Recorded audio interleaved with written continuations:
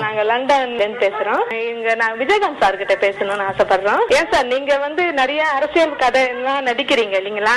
முதல்ல உங்களுக்கு வணக்கத்தை சொல்லிக்கிறேன். வணக்கங்க சார். ஏன் நீங்க ஒரு சிஎம் ஆகக்கூடாதுன்றதா எங்களுடைய ஆசை.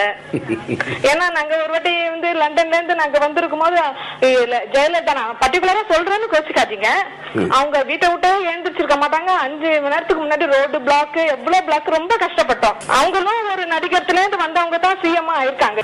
அதாவதுங்க, நம்ம வெளியிருந்து பார்க்கும்பொழுது ஒரு மாதிரியா இருக்கும்.